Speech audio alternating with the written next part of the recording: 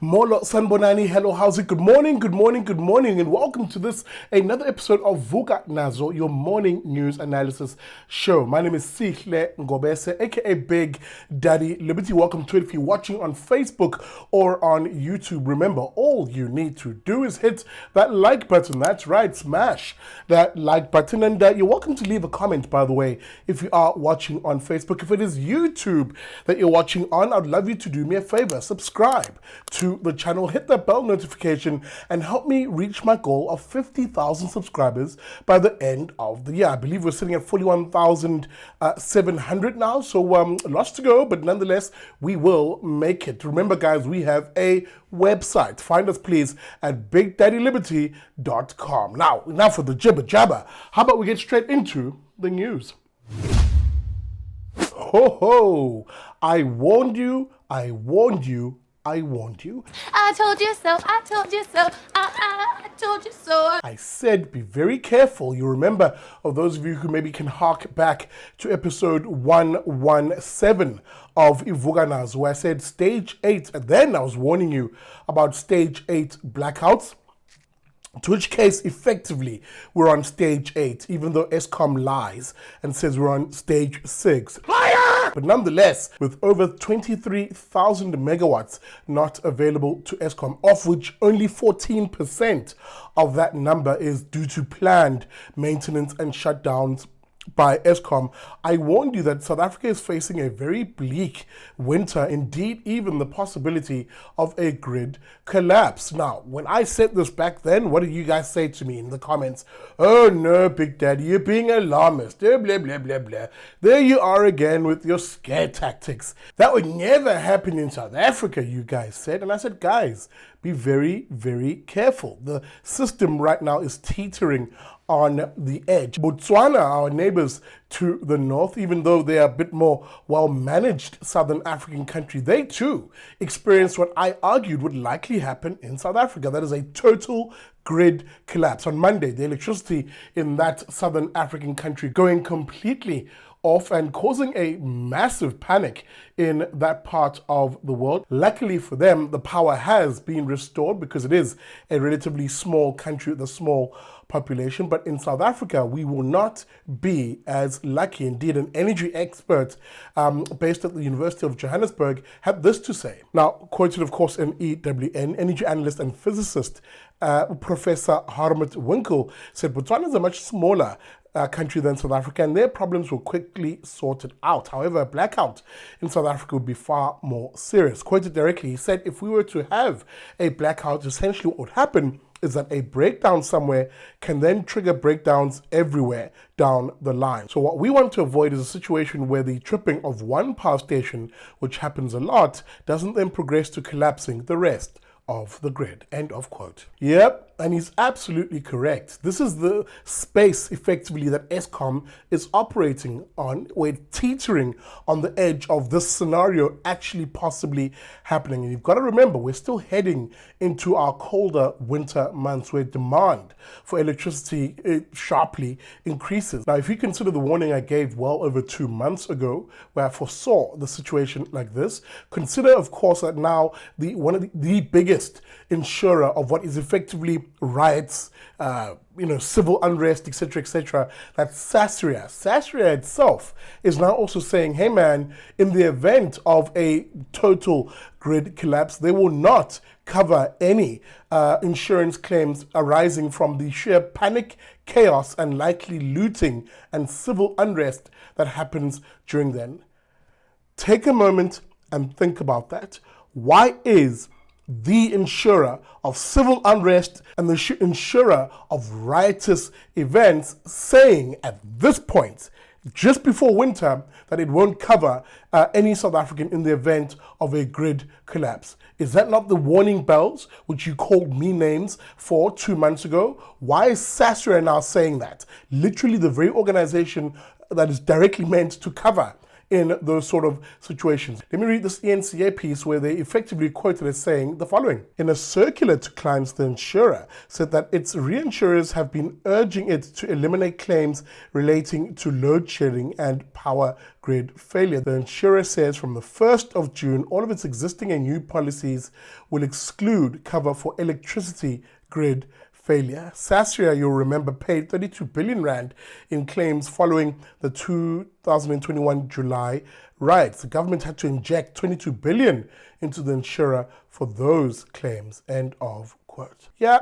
As we say in Zulu, ijampile, folks, it is popping off where everybody is beginning to see the writing on the wall. It is only the most stubborn and arrogant and dumb, perhaps, of individuals who believe that, oh no, they often say to me, ESKOM is totally fine. It has the best engineers in the world. What do you know about energy issues, Big Daddy Liberty? That's the kind of ignorance and dumb ass comments I've been receiving from some people on social media. And why do people say this?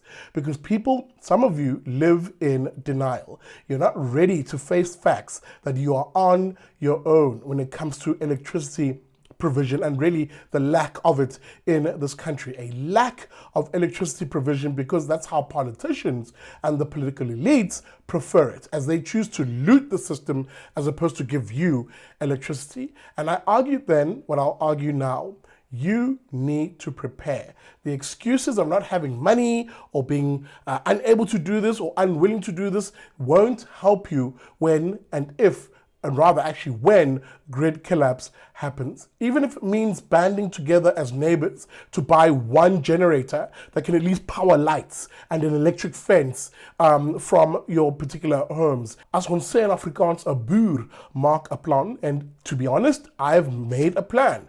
It's a small one. It's one which will at least keep my lights on in the event of grid collapse, that at least I can secure my perimeter, because trust me when I say this, when the power goes out in a national grid collapse like that, there is no semblance of a civilized society. Of course, a national grid collapse is a scenario that has happened before. I'll take you to Venezuela in 2019. You'll remember where the grid collapsed in Venezuela then. These are just some of the scenes of what happened, the chaos that ensued when it happened there.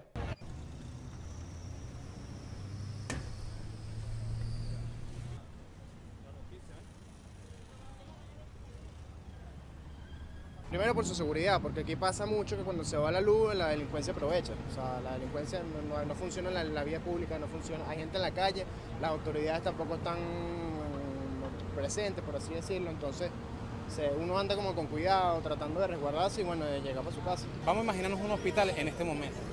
¿Cómo estará una emergencia ahorita en este momento en un hospital? O sea, no quiero ni imaginar. Le pido a Dios más bien por esas personas que están en un quirófano en este momento.